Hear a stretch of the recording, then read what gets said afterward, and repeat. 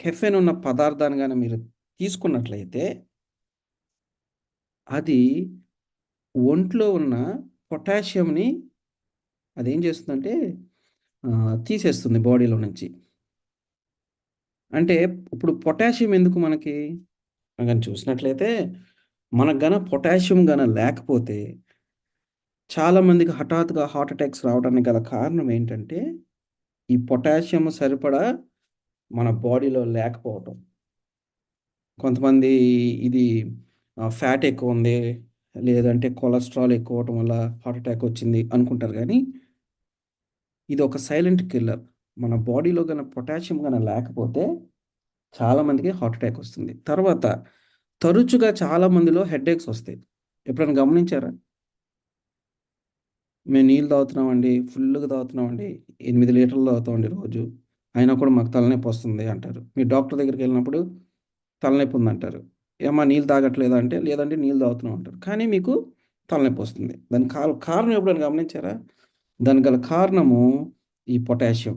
ఎప్పుడైతే మీకు పొటాషియం బాడీలో తగ్గిపోతుందో, మీ బ్రెయిన్‌లో ఉన్న సెల్స్ అన్నీ కుషించుకుపోతాయి. దానివల్ల కొత్తగొచ్చే జబ్బేంటంటే డైమెన్షియా. మతిమరుపు వ్యాధి. ఎందుకు పైన వయస్సు పైబడ్డ వారిలో ఎక్కువ ఈ, ఈ మతిమరుపు ఉంటుందంటే దానికి గల కారణం ఏంటంటే పొటాషియం లేకపోవటం ద్వారా. సో, మనం పొటాషియము తీసుకోవాలి. తర్వాత హెడ్‌ఏక్స్ వచ్చినప్పుడు మనం ఒక న్యూరాలజిస్ట్ దగ్గరికెళ్లి చెప్పినప్పుడు మైగ్రేన్ హెడ్‌ఏక్ అని ఆయన ఏదో టాబ్లెట్ ఇస్తారు. ఆ టాబ్లెట్ తీసుకొనొచ్చి వేసుకుంటాం. మన బాడీలో పొటాషియం లేకపోయినా, లేదంటే ఎక్కువ కాఫీ, లేదంటే ఎక్కువ చాక్లెట్ ఏదైతే ఈ కెఫెన్ ఉంటదో దాన్ని ఎక్కువ తీసుకున్నా, ఎవరికైనా మందు అలవాటుండి మందు ఎక్కువ తాగినా, ఇవన్నీ కూడా ఏం చేస్తాయంటే ఒంట్లో ఎస్పెషల్లీ బ్రెయిన్ అంతా మీరు గమనించినట్లయితే బ్రెయిన్‌కి నీరు చాలా అవసరం. ఫంక్షన్ అవ్వటానికి నీరు చాలా అవసరం. సో, ఈ నీళ్ళ ద్వారానే మనం తిన్న ఆహారంలో ఉన్న పొటాషియము బ్రెయిన్‌కి వెళ్తది. సో, బ్రెయిన్ ఫంక్షన్ అవ్వాలన్నా, హార్ట్ చక్కగా ఫంక్షన్ అవ్వాలన్నా మనకి పొటాషియం కావాలి. ఇది మీరు బాగా గుర్తుపెట్టుకోండి. అసలు మనం ఏదైనా తినొద్దు అంటే ఎందుకు తినొద్దు అని మనం ఆలోచన చేయాల. ఈరోజు ఈరోజనే గాదు, నేనెప్పుడు షాపింగ్స్‌కెళ్ళినా ఫస్ట్ దాని కంపోజిషన్ చూస్తా నేను. మీరు చెప్తే నమ్మరు. ఆ కంపోజిషన్ చూసి నేను ఇప్పుడు దాదాపు ఒక 70% చిరుతిండ్లు మొత్తం ఆపేసాను.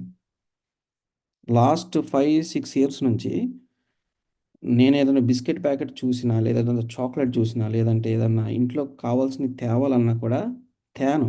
ఆ బ్యాక్ సైడ్ ఏముందో చూసి ఉంటేనే తెస్తాను. దానికి రీజన్ ఏంటంటే, మీరు బిస్కెట్ ప్యాకెట్స్ మీరు చూడండి.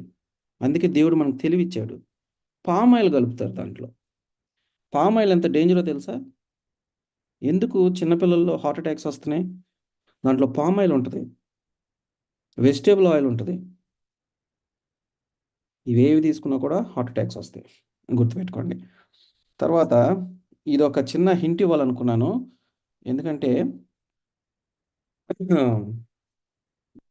జనాలకు తెలియటం కోసం ఇవ్వాలనుకున్నాను. తర్వాత మనం యథావిధిగా మనము చూసాం.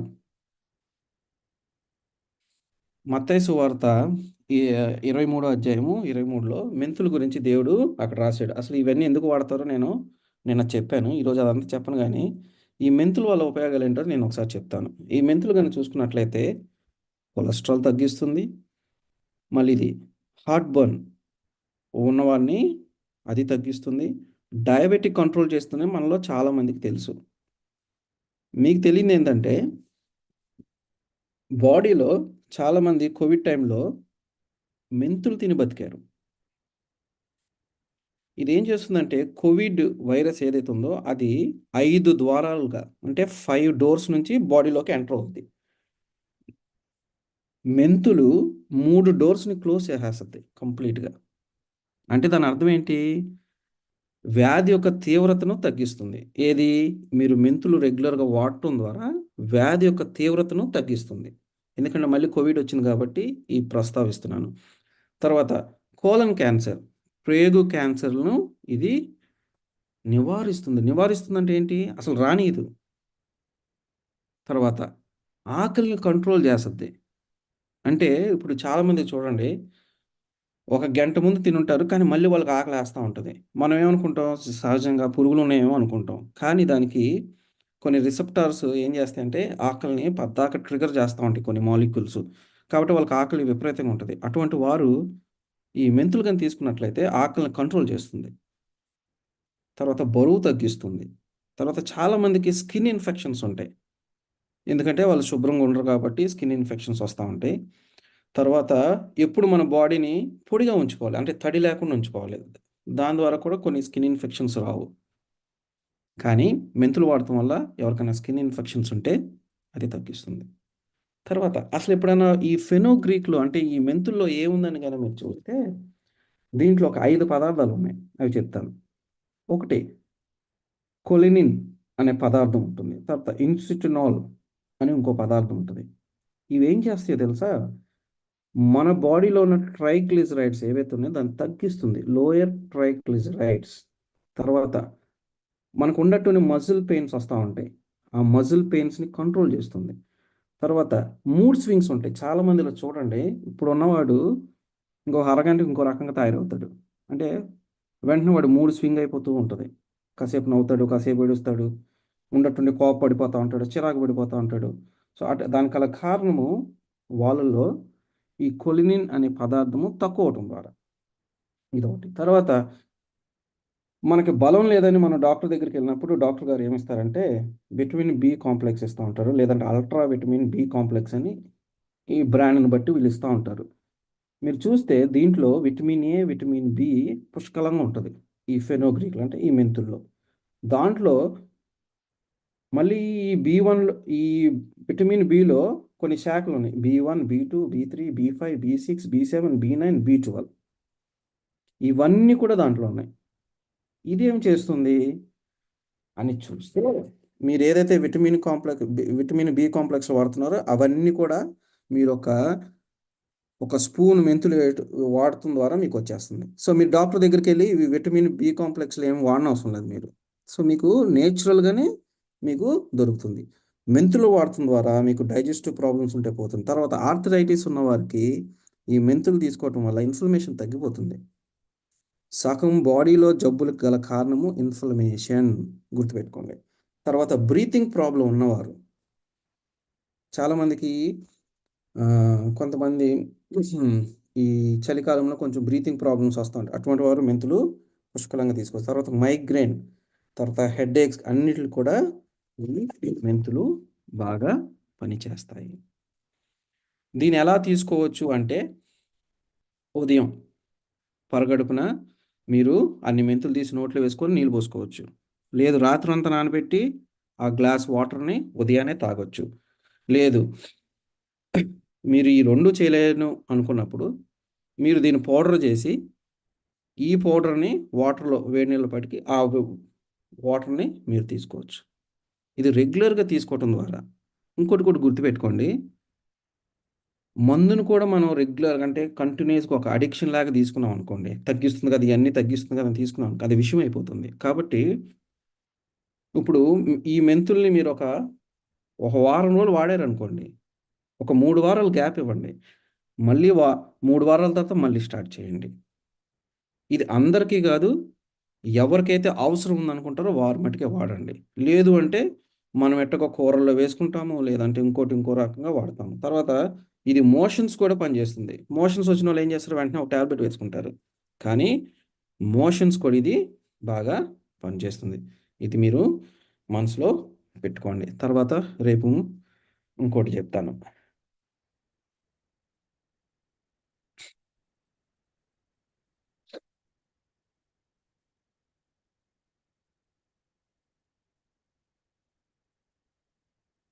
నిన్న మొన్న మనము ఈ గత వారం రోజుల నుంచి కూడా మనం దేని గురించి నేర్చుకుంటున్నాం అంటే, ఈ మత్తయి సువార్తలో చెప్పబడినవన్నీ నెరవేరాయా? నెరవేరితే కొన్నేమో ఆ కాలంలో నెరవేరాయి. అంటే యేసుక్రీస్తు తర్వాత కొన్ని కొన్ని సంవత్సరాల తర్వాత ఇవన్నీ కూడా నెరవేరాయి. కానీ కొన్ని ఇప్పుడు కూడా ఇంకను నెరవేరటానికి రెడీగున్నాయి. సో, వాటిలో మనము గత వారం నుంచి చాలా చూసాము. ఈ రోజున కొన్ని ప్రాముఖ్యమైన విషయాలు చూసి మనము ఆహ్, ఈ రోజుతో మనము దీన్ని ముగిద్దాం. ఈరోజు కొంచెం బైబిల్ తీసి చదవండి. నేను ట్రాన్స్‌లేషన్ ఏం వాడలేదు. సో, బైబిల్ మటికి ఒకరికి ఇద్దరు తీసి పెట్టుంచండి. కొంచెం ఫాస్ట్‌గా చదవండి. ఎందుకంటే టైం అయిపోతుంది కాబట్టి ఫాస్ట్‌గా చదవండి. మార్కు సువార్త 13వ అధ్యాయము 12వ వచనం. మార్కు సువార్త 13వ అధ్యాయము 12 వచనం. తర్వాత లూకా సువార్త 21, 16 ఒకరు చదవండి. మార్కు సువార్త 13, 12. సహోదరుడు సహోదరుడు సహోదరిని తండ్రి హ్మ్. కుమారుని మరణముకు అప్పగింతురు. హ్మ్. కుమారులు తండ్రుల మీదకి లేచి వారిని హ్మ్. చంపింతురు. హ్మ్. తర్వాత నా లూకా సు నామ ఆ! చదవమంటారండి? చదవండి. చదవండి. నా నామము నిమిత్తము అందరి చేత మీరు ద్వేషింపబడుదురు. హ్మ్. అంతము వరకు జీవించిన వాడే రక్షణ పొందును. హ్మ్. చూసారా? ఇక్కడ యేసుక్రీస్తు వారు అతి ప్రాముఖ్యమైనది ఇంకోటి జెప్పారు. నిన్న మొన్నంతా మనం ఏం నేర్చుకున్నాం? లోకంలో ఇటువంటి పరిస్థితులుంటాయి. మీ మధ్యలోకి అబద్ధ క్రీస్తులొస్తారు. అక్కడక్కడ భూకంపాలుంటాయి. అక్కడక్కడ కరువులు జరుగుతాయి. ఇవన్నీ చెప్పుకుంటూ వచ్చాడు దేవుడు. ఇదంతా బయట జరుగుతుంది. తర్వాత ప్రాముఖ్యమైనదేంటంటే మనం పట్టించుకోం. మన ఇళ్లల్లోనే కొన్ని జరుగుతాయి అంటున్నాడు. అవేంటి? లూకాసు వార్త 21:16లో ఏమంటున్నాడాయన? ఒకసారి చదవమ్మా లూకాసు వార్త 21:16.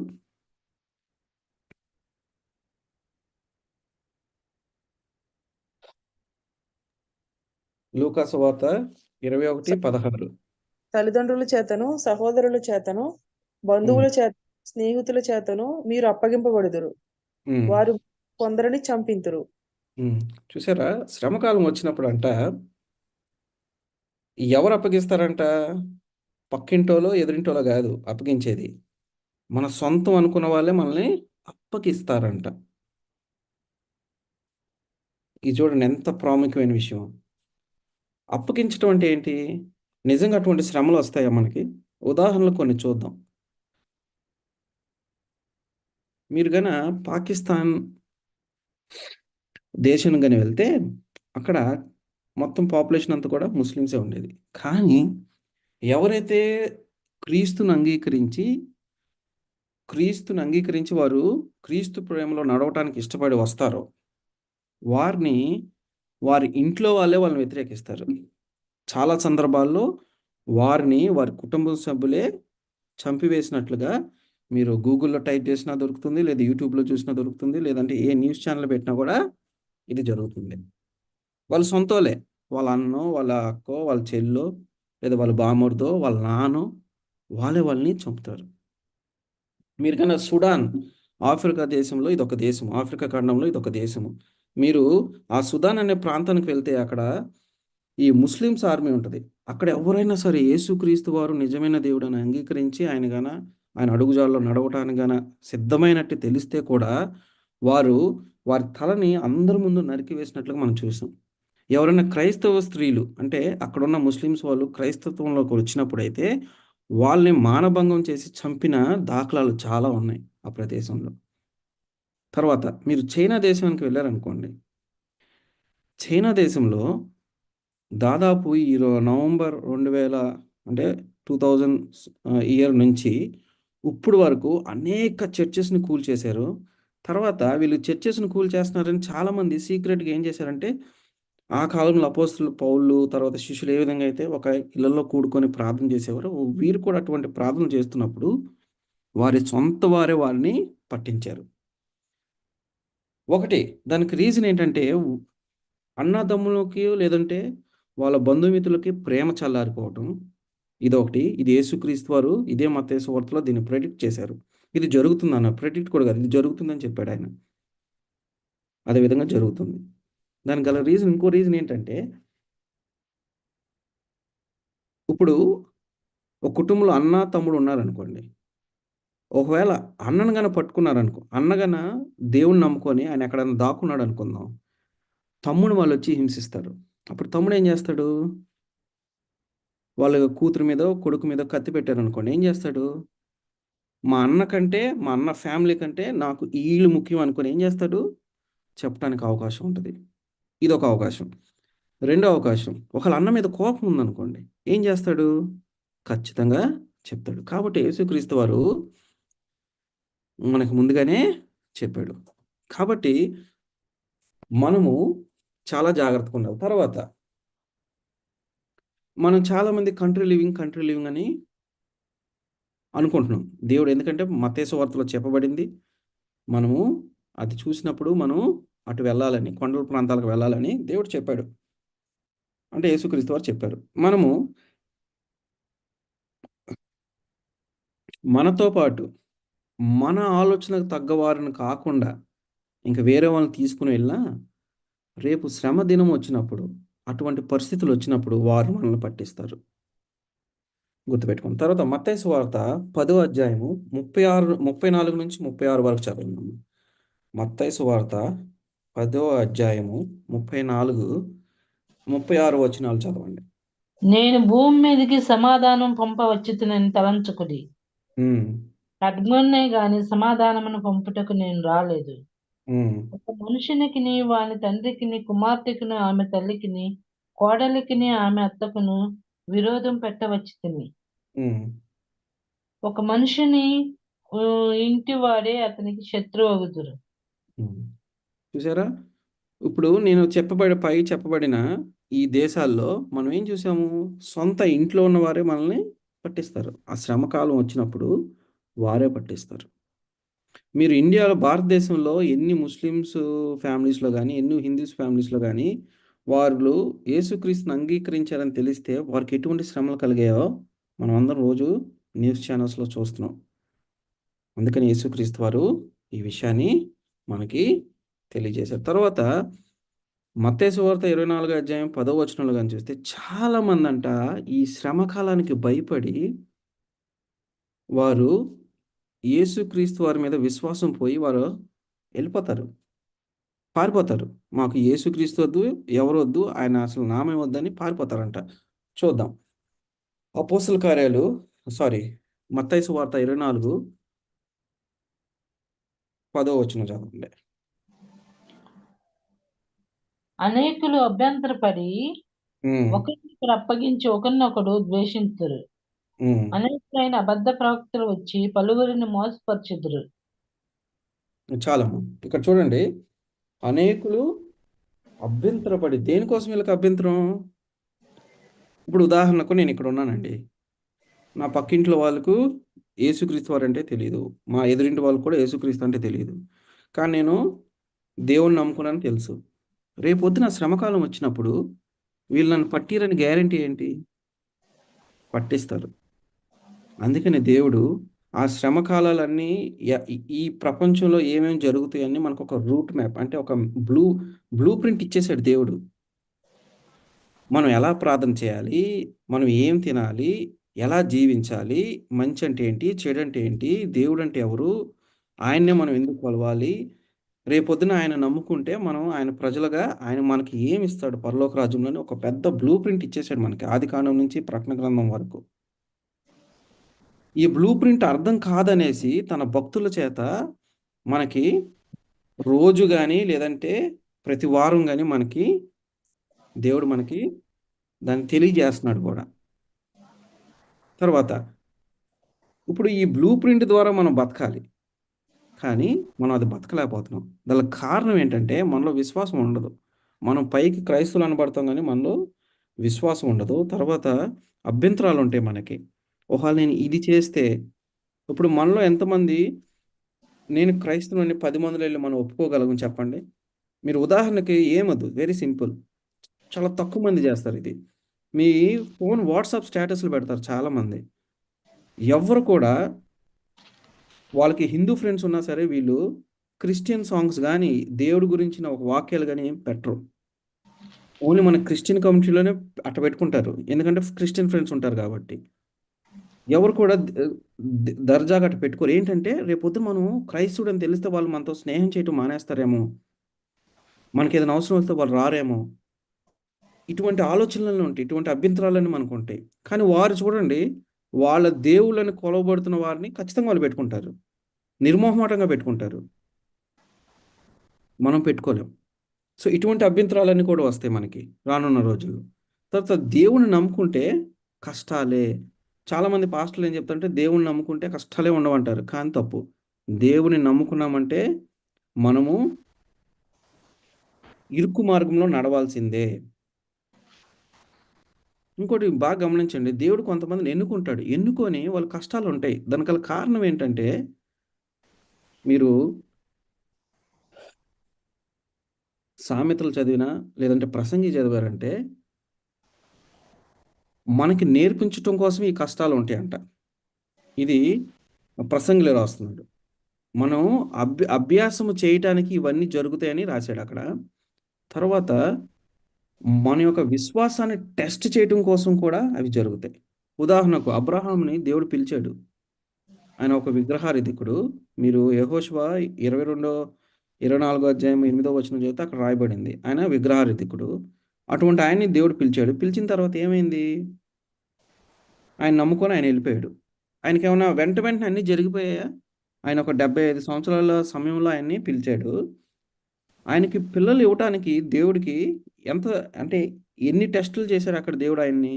అన్నీ అయిపోయిన తర్వాత ఆయనకి 90వ సంవత్సరంలో వచ్చినప్పుడు ఆయనకి కుమారుడు పుట్టాడు. కుమారుడు పుట్టిన తర్వాత దేవుడు ఊరుకున్నాడా? లేదు. ఆయన కూడా మళ్ళీ టెస్ట్ చేశాడు. అదేవిధంగా యోబు.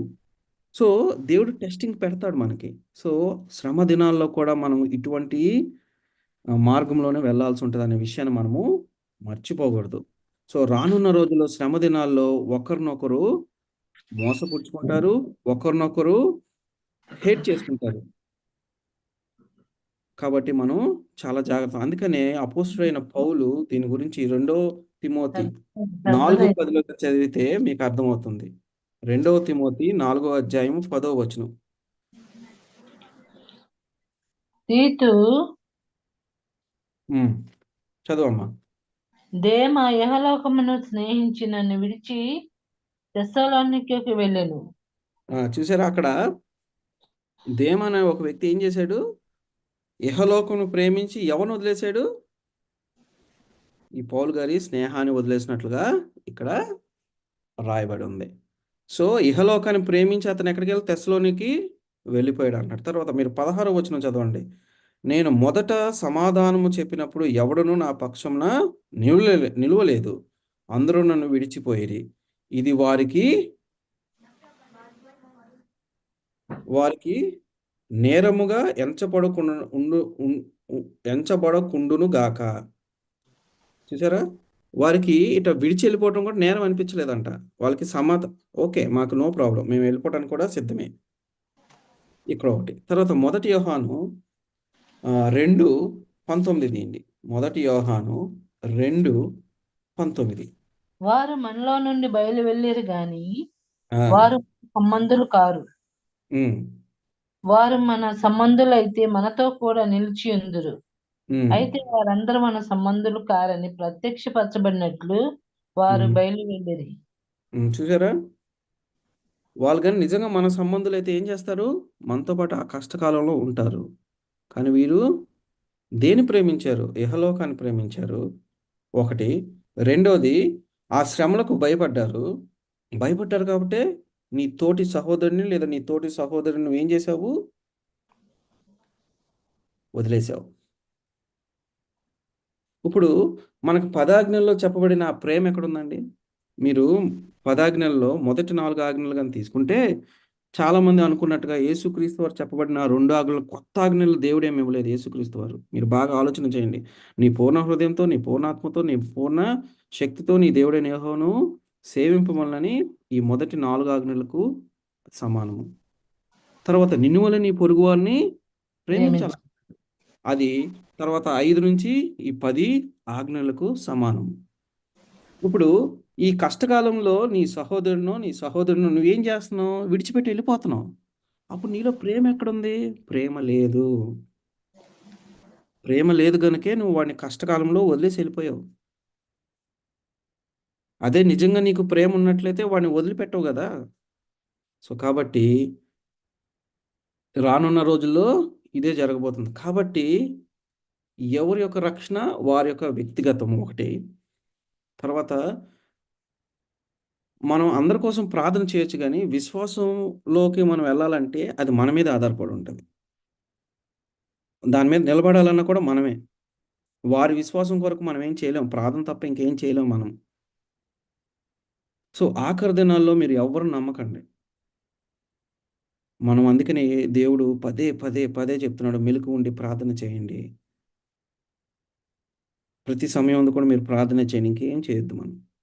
ఎందుకంటే మనకు తెలీదు. ఒక్కోసారి మన సొంతం అనుకున్న వారే మనకి విరోధులైపోతారు.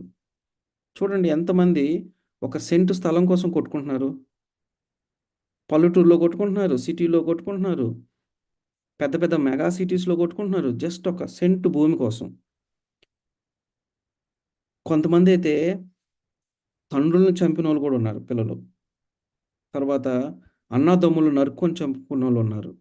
తర్వాత సహోదరులను అవమానపరిచి వాళ్ళని జైలుకి పంపించినోళ్ళున్నారు.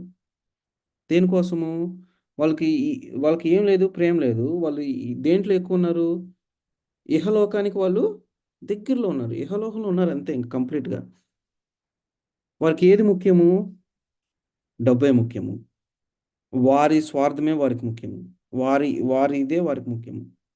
కాబట్టి ఇవన్నీ కూడా ఆఖరి దినాల్లో ఇంకొంచెం ఎక్కువవుతాయనే విషయాన్ని మనము మర్చిపోకూడదు. కొన్ని సందర్భాల్లో మనం తప్పించుకోవటానికి వేరే వాడిని ఇరికిస్తాం. మనలో ఎంతమంది అబద్ధ సాక్షులు మనం పలకటానికి లేమని చెప్పండి? పదాజ్ఞల్లో అదే కదా చెప్పింది దేవుడు. కాబట్టి ఆఖరి దినాల్లో ఇవుంటాయి. తర్వాత అబద్ధ ప్రవక్తలొస్తారని దేవుడిక్కడ హెచ్చరిస్తున్నాడు. మత్తయి సువార్త 24 అధ్యాయము 11వ వచనంలో చూస్తే చాలామంది లెగుస్తారంట ఆఖరి దినాల్లో. వచ్చి వాళ్ళేం చేస్తారు? అన్ని అబద్ధాలు చెప్తారు. డిసీవ్ మెనీ అని ఉంది ఇంగ్లీష్‌లో. తర్వాత మీరు ఇర్మియా 6:14 చదవండి. తర్వాత 8:11 చదవండి. తర్వాత ఎజికేలు 13:9-10 వరకు చదవండి. తర్వాత నేను అపోస్తల కార్యాలు 13 అధ్యాయము 6వ వచనం చదవండి. ఇక్కడ ఒక వ్యక్తిని మీకు నేను పరిచయం చేస్తాను. అపోస్తల కార్యాలు 13 అధ్యాయము 6వ వచనం. అపోస్తల కార్యాలు 13 అధ్యాయము 6వ వచనం.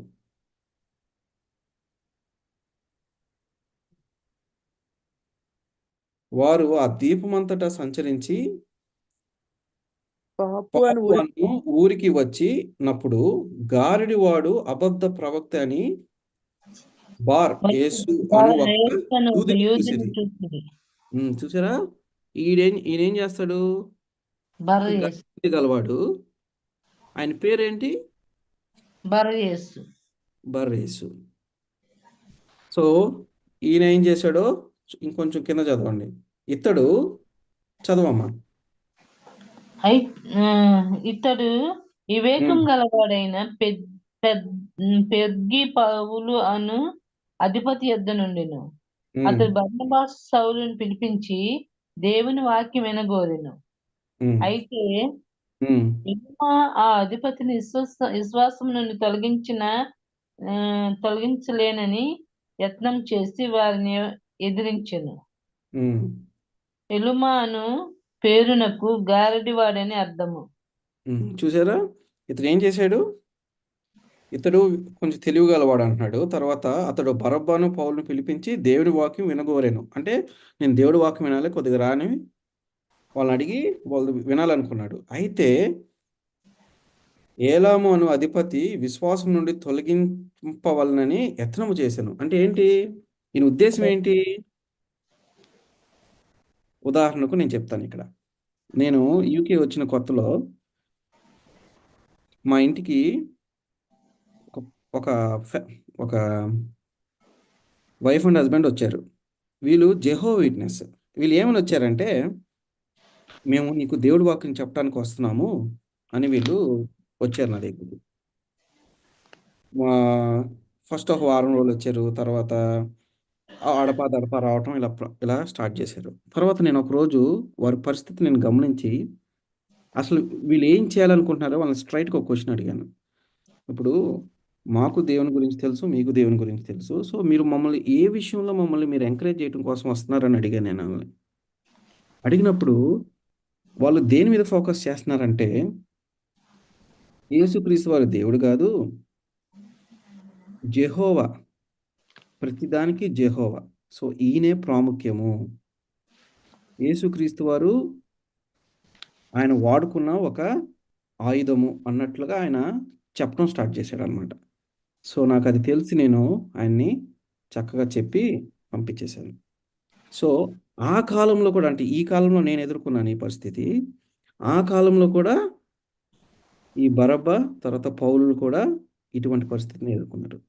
వాళ్ళు ఆ మనిషిని మార్చడానికి ప్రయత్నం చేశారు. ఆయన మారకపోయేవాటికి ఆయన ఏం చేశారు? వాదించడం స్టార్ట్ చేశారు. సో, ఇటువంటి వారు ఇంకను లేస్తారు. ఈ ఆఖరి దినాల్లో ఇంకా చాలామంది ఉంటారు. తర్వాత 2 పేతురు 2:1. 2 పేతురు 2:1. 2 పేతురు 2:1. మరియు అబద్ధ ప్రవక్తలు ప్రజల్లో ఉండిరి. ఉండేది. పుట్టనిది అటుగా వీళ్ళను వాళ్ళని అబద్ధ మీరును బోధకులుందురు. ఆ! మీరు తమ్మనుకొనిన ప్రభువును కూడా విసర్జించుచు హ్మ్. తమకు తామే శీఘ్రముగా నాశనం కలుగజేసుకొనుచు హ్మ్. నాశనకరమగు భిన్నాభిప్రాయములను రహస్యముగా బోధించుదురు. ఆ! ఉదాహరణకి ఇక్కడ చెప్తాను నేను. ఇప్పుడు మనం బైబిల్ చదవం ఫస్ట్ ఆఫ్ ఆల్. అది సాతానుడికి బాగా తెలుసు. కాబట్టి ఇటువంటి అబద్ధ ప్రవక్తలందరూ పుట్టుకొని వస్తా ఉంటారు. మనం ఏ రోజైతే బైబిల్ సక్రంగా చదువుతామో, మనము వాడు సాతానుడు యేసే ఎత్తుగడలకు మనం సమాధానం చెప్పగల వారిగా ఉంటాం. ఉదాహరణకు మనలో చాలా మందికి ఈ 70 వారాల ప్రాఫెసీ గురించి తెలుసు కదా! నేను నాకిప్పుడు 39 సంవత్సరాలు. నేను ఈ 70 సంవత్సరాల ప్రాఫెసీ నాకెప్పుడు తెలిసిందంటే, దాదాపు నేను ఇంటర్మీడియేట్ చదువుతున్నప్పుడు తెలుసుకున్నాను. 70 వారాల ప్రాఫెసీ. 69 వారాలు ఏం జరుగుద్ది? తర్వాత ఆఖరి వారం ఏం జరుగుద్దని నాకు తెలుసు.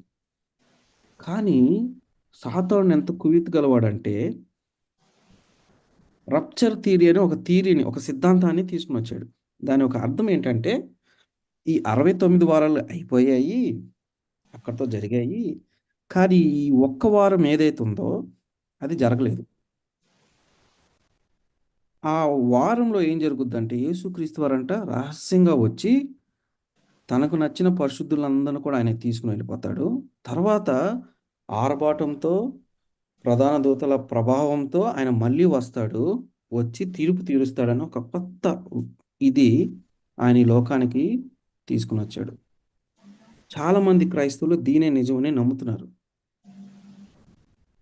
సో, కొత్త వాళ్ళొస్తారు. కొత్త భిన్నమైన బోధనలొస్తాయి. ఇంకా రానున్న రోజుల్లో ఇంకా చాలా వస్తాయి.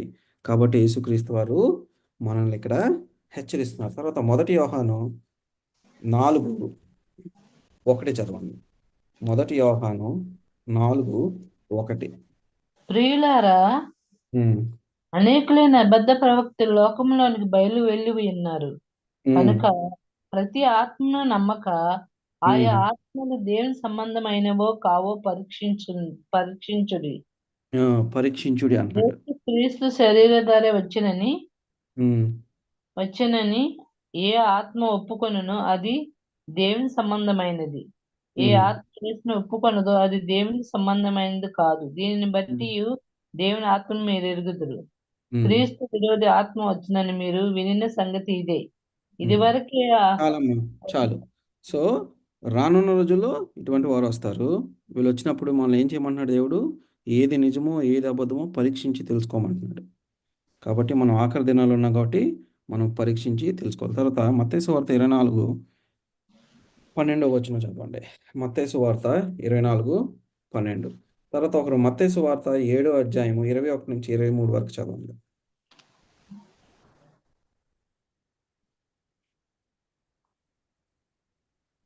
మత్తయి సువార్త 24:12 వచనం. అనేకులు అనేకుల ప్రేమ చల్లారును. కాదమ్మా. దేవుని అక్రమమును వలన సహించిన వాడెవడు విసర్జించుట అనేకులకు ప్రేమ చల్లారును. చల్లారును. తర్వాత 13 కూడా చదవండి. అంతము వరకు సహించిన వాడెవడో వాడే రక్షింపబడును. హ్మ్. మరియు ఈ అక్రమం రాజు అంట ఆఖరి దినాల్లో ఏమవుతుందంట? అక్రమం అంట ఏమైపోతుంది? పీక్స్‌కెళ్ళిపోతుంది. చల్లారిపో అంటే ఏమైపోతుంది? ప్రేమ అనేది చల్లారుతుందని. తర్వాత మత్తయి సువా- మత్తయి సువార్త 7వ అధ్యాయము 21 నుంచి 23 వరకు చదవండి.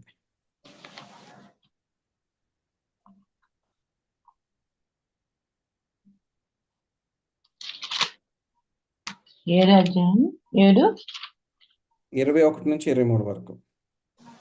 ప్రభువా ప్రభు అని నన్ను పిలిచివాడును పరలోకములో ప్రవేశింపడు గాని ఉమ్, పరలోకమందు నా తండ్రి చిత్త ప్రకారం చేయువాడే ప్రవేశించును. ఉమ్, ఆ దినమందు అనేకులు నన్ను చూసి ప్రభువా ప్రభువా మేము నీ నామమును ప్రవచింపలేదా, నీ ఉమ్, నామమున దెయ్యములను వెళ్ళగొట్టలేదా, నీ ఉమ్, నామమున అనేకమైన అద్భుతములు చేయలేదా అని చెప్పుదురు.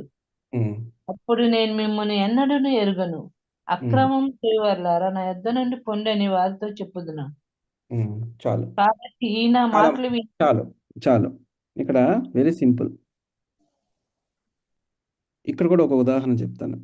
ఇది కూడా లైవ్ టీవీలో చేశాను. ఒక పెద్ద పాస్టర్ గారు, ఆయన ఒక ప్రవచించాడు. ఏంటంటే ఎలక్షన్స్ వస్తాయి కదా, ఎలక్షన్స్ వచ్చినప్పుడు అందరూ కూడా ఏం చేస్తారంటే ప్రవచిస్తారు. దేవుడు ఏమన్నాడంటే ఎవరిని ఉంచాలో ఎవరిని తీయాలో అది నా అధీనంలో ఉంది అన్నాడు. వాళ్ళకి మనల్ని లోబడమన్నాడు, అంతవరకే. ఈయన వస్తాడు, ఆయన రాడని ఎవరిని చెప్పమని ఎక్కడ బైబిల్లో నేను వినలేదు. ఒక ఆయన ఏం చేశాడంటే ఒక అడుగు ముందుకు వెళ్ళి, ఇదిగో పలానా కారు వసద్ది, పలానా ఫ్యాను వసద్ది, పలానా ఏరోప్లేన్ వసద్ది, పలానా సైకిల్ వసద్ది, ఇలా ప్రవచించాడు. ఓకే. అంటే దేవుని నామాన్ని వ్యర్థపరుస్తారు ఆఖరి దినాల్లో. తర్వాత ఇంకో ఆయన చూశాను. ఆయన ఏంటి, నా దగ్గరే స్వచ్ఛమైన వాక్యము దొరికిద్ది అని ఆయన బయలుదేరి వచ్చాడు. మీరు గనక చూస్తే వీరంతా అక్రమం చేస్తున్నారు. కానీ దేవుడు ఏం చెప్తున్నాడంటే తండ్రి చిత్తం ఏంటో తెలుసుకోమంటున్నాడు ఫస్ట్. తండ్రి చిత్తం ఏంటో మనం తెలుసుకోవాలంటే మనము బైబిల్ చదవాలి. తండ్రి చిత్తం ఏంటి చెప్పాలా? తండ్రి చిత్తం ఏంటి అసలు? మనకి యోహాను సువార్తలో క్లియర్‌గా ఉంది. ఎవడైతే నా తండ్రి చిత్త ప్రకారం చేస్తాడో అది నాకు ఇష్టమని యేసుక్రీస్తు వారు స్వయాన చెప్తున్నాడు. మనం తండ్రి చిత్తం ఏంటో తెలుసుకోవాలి ఖచ్చితంగా. తండ్రి చిత్తం ఏంటో తెలుసా? ఆయన చెప్పిన పదాజ్ఞలను మనం ఫాలో అవ్వాలి. దేవుడు ఏ అయితే మనకి బైబిల్‌లో సెలవిచ్చాడో వాటిని మనం ఖచ్చితంగా చేయాల్సిందే. అదే యేసుక్రీస్తు వారు కూడా వచ్చారు, నెరవేర్చారు. అందుకనే మత్తయి సువార్త 5వ అధ్యాయము 15 నుంచి మీరు 19 వరకు చదివితే అక్కడ యేసుక్రీస్తు వారు చెప్తాడు. దేని గురించి చెప్పారో నేను చెప్పను గానీ అక్కడ అదే. సో, రానున్న రోజుల్లో అక్రమం విస్తరించడం చేత ఏమైపోతుంది? ప్రేమ చల్లారిపోతుంది.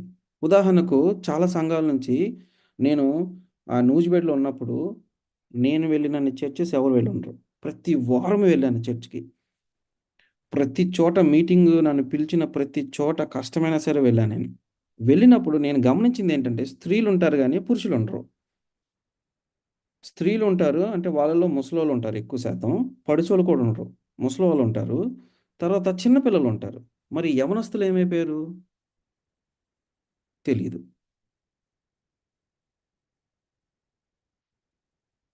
అందరూ ఏమని చెప్తారంటే వాళ్ళు హాస్టల్‌కెళ్ళి చదువుకుంటున్నారు అయ్యగారు అని చెప్తారు. ఓకే. ఫైన్. మరి మగవారు ఏమైపోయారు? తెలీదు. వాళ్ళు రారు. నేను అటువంటి వారిని నేను వాళ్ళతో మాట్లాడినప్పుడు వాళ్ళు చెప్పిందేంటంటే, పాస్టర్ గారు మాకు సరిగ్గా మమ్మల్ని మర్యాద ఇవ్వలేదండి. అందుకని మేము వెళ్ళిపోయాం. లేదంటే పాస్టర్ గారు ఆ ఫ్యామిలీకి ఎక్కువ ఇంపార్టెన్స్ ఇచ్చాడు, మాకివ్వలేదు. మేమే ఎక్కువ ఈ సంఘానికి చేసామని కొంతమంది వెళ్ళిపోయారు. అక్కడెళ్ళేది మీరు పాస్టర్ గారి కోసం వెళ్తున్నారా? లేదా దేవుని కోసం వెళ్తున్నారో తెలీదు. అంటే ఇప్పుడే వీళ్ళు ఇట్టుంటే, రేపొద్దున శ్రమకాలం వచ్చినప్పుడు వారు ఏ విధంగా ఈ యొక్క మార్గంలో నిలబడటానికి వారికి ఆ శక్తి ఉంటది? ఉండదు. సో, ఆఖరి దినాల్లో ఎక్కువ కష్టాలొచ్చేది క్రైస్తవులకే గుర్తుపెట్టుకోండి. అందుకనే దేవుడు లూకాసు సువార్త 21:19 ఏమంటున్నాడంటే, మనల్ని సహనంతో, ఓపికతో ఉండమంటున్నాడు. దేవుడెందుకు తెలుసా ఒక్కోసారి మనకి మనం అడిగిన వాటిలకి మన ఉద్దేశ్యం ఎట్టుంటదంటే ఇన్‌స్టంట్ కాఫీ లాగా మనకన్నీ త్వరగా త్వరగా అయిపోవాలి. ఇన్‌స్టంట్ కాఫీ అంటే జస్ట్ వేడి నీళ్ళలో కాఫీ పొడేసి, షుగర్ ఏసేసి కలిపి తాగేయటం. లేదా పాలు పోసుకొని షుగర్ ఏసేసి కాఫీ పొడి ఏసి తాగేయటం. అలాగే మనం ప్రార్థన చేయంగానే దేవుడు మన ప్రార్థన విని అదేదైనా సరే గబగబా మనకిచ్చేయాలి. కానీ దేవుడు ఎప్పుడు అట్టివ్వడు. వెయిట్ చేపిస్తాడు మనల్ని. సహనం, ఓపిక ఇవన్నీ నేర్పిస్తాడు ఈ ప్రాసెస్‌లో. మనకు ఒక బాధ్యత పెట్టేటప్పుడు కూడా దేవుడు ఫస్ట్ మనకు ఓపిక నేర్పిస్తాడు. కాబట్టి ఆఖరి దినాల్లో మనం ఎలా ఉండాలంటే ఓపిక కలిగి ఉండాలి. నిరీక్షణ కలిగి ఉండాలి. దేని కొరకో తెలుసా? ఆయన రాజ్యంలో మనము సీట్ కన్ఫర్మ్ జేసుకోవాల. ఇప్పుడు యేసుక్రీస్తు వారిని నమ్ముకున్న వాళ్ళందరికీ సీట్ కన్ఫర్మ్ గాదు. బాప్తిసం తీసుకున్న వాళ్ళందరికీ సీట్ కన్ఫర్మ్ గాదు. ఆయన రెండవ రాకడ వరకు కూడా ఆయన ఏదైతే ఆజ్ఞలు అంటే ప్రకటన గ్రంథం 14 అధ్యాయంలో చెప్పబడి 14, 12 అధ్యాయంలో చెప్పబడిన దేవుని యొక్క ఆజ్ఞలు, యేసుక్రీస్తు మీద విశ్వాసము. ఈ 2 మీద మనం ఆధారం చేసుకొని, ఆయన రెండో రాకడ వరకు కూడా మనం ఏం చేయాలో తెలుసా? ఓపిక కలిగి ఉన్నప్పుడే మన సీట్ కన్ఫర్మ్ అవుద్ది. ఎక్కడ? పరలోకంలో. ఇంకోటి కూడా చెప్తాను చూడండి. నిజంగా మనం దేవుని ప్రేమిస్తే మనం పాపము చెయ్యము. నిజంగా మనం దేవుని ఉదాహరణకు మీరు మీ పిల్లల్ని ప్రేమిస్తారు కదా! వాళ్ళకి హాని చేస్తారా మీరు? వాళ్ళకేమైనా కొదువేమైనా చేస్తారా? చెయ్యం మనం. ఎందుకంటే వాళ్ళు మనం ఎక్కువగా ప్రేమిస్తాము. సో, మనం నిజంగా దేవుని ప్రేమిస్తే మనం ఆయన చెప్పినట్టే వింటాం. మనం ఆయన ప్రేమించం గనుక మనం ఏమవుతున్నామంటే మనం ఇంకనూ పాపంలోనే బతుకుతున్నాము. కాబట్టి ఆఖరి దినాల్లో ప్రతిరోజు కూడా అంటే ప్రతి క్షణం కూడా ఈ క్షణంలో ఏమవుద్దో ఎవడికి తెలీదు. మనం చూస్తున్నాం చాలామంది హఠాత్తుగా చనిపోతున్నారు. జాగ్రత్త. మన ప్రొహిబిషన్ క్లోజ్ అవ్వకముందే మనము దేవుణ్ణి విశ్వాసము ఆయన యందు మనం ఏముండాలి? నిరీక్షణ కలిగి జీవించాలి. పాపం చేయకూడదు. పాపానికి దూరంగా ఉండాలి. కాబట్టి ఓపికతో మనము ఆయన యొక్క రాజ్యానికి వారసులవ్వాల. గుర్తుపెట్టుకోండి. తర్వాత మత్తయి సువార్త 24:14లో తర్వాత లూకా సువార్త 2:1 కొలస్సీ 1:3లో గాని చూస్తే అంతం ఎప్పుడొస్తుందంటే ఈ సకల జనులకు ఈ సువార్త వెళ్ళిన తర్వాత. నేను చెప్తున్నా చూడండి. చాలా మందికి యేసుక్రీస్తు వారు నిజమైన దేవుడని తెలుసు. ఈ సువార్త మూల మూలలకు వెళ్తుంది. సెల్ ఫోన్స్ వచ్చాయి. సెల్ ఫోన్ ఎవాంజలిజం చేసేవారు ఈ ప్రపంచంలో అనేక మందున్నారు. మారుమూల పల్లెటూరులో కూడా వీళ్ళు సెల్ ఫోన్ ఎవాంజలిజం చేస్తున్నారు. తర్వాత చాలామందికి అక్కడికెళ్ళలేని పరిస్థితిలో ఏం చేస్తున్నారో తెలుసా? ఒక చిన్న రేడియో ఏస్తున్నారు. ఒక చిన్న రేడియో. దాని పనేంటంటే మా అడ్వెంటిస్టులు చేస్తున్నారు ఎక్కువ ఇది. ఆ రేడియోలో మెసేజ్‌లు మొత్తం ఇచ్చేస్తున్నారు వాళ్ళకి. వారి భాషలో.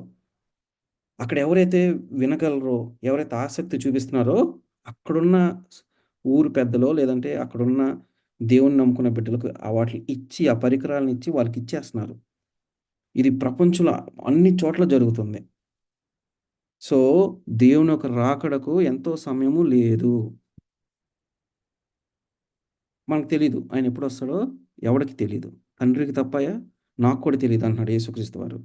సో, ఎవరికీ తెలీదు. కానీ ఆయన రాకడకు ముందు ఇవన్నీ జరుగుతాయి అనే విషయాన్ని మనము గుర్తుపెట్టుకోవాలి.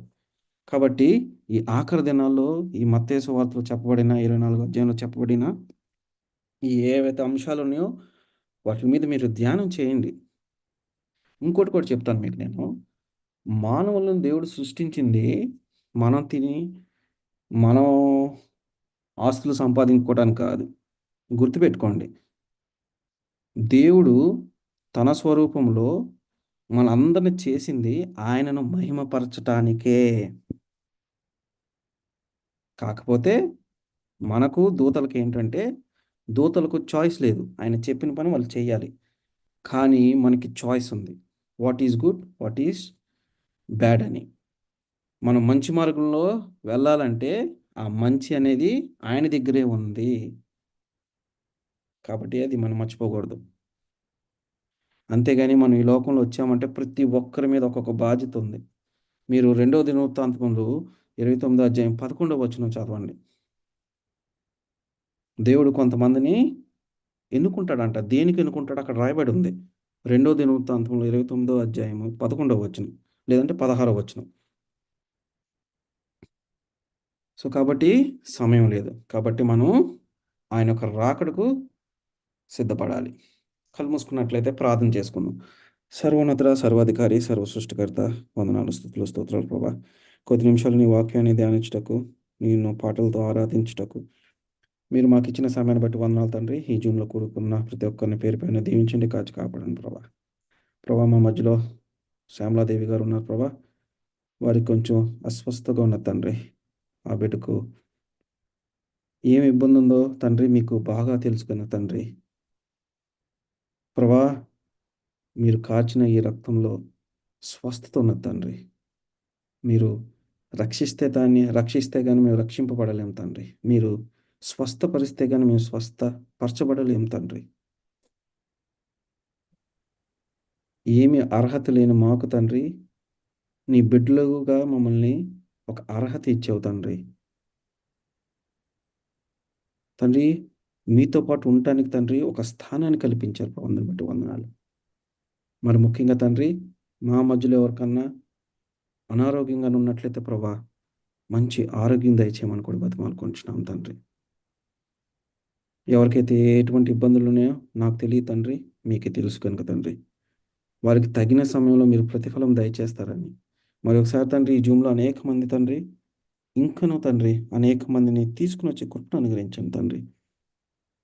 మీరు రాకడ సమయం దగ్గరగా ఉంది కనుక తండ్రి, మేము అనుదినము తండ్రి, మేము నీ వాక్యాన్ని పెట్టుకొని తండ్రి, మమ్మల్ని మేము పరీక్షించుకుంటూ, మమ్మల్ని మేము శుద్ధి చేసుకుంటూ, నీలో మేము ఇంకనూ తండ్రి ఎదుగుటకు సహాయం దయచేయమని కొద్ది మాటలు యేసుక్రీస్తు నామములో అడిగి వేడుకుంటున్నాము తండ్రి.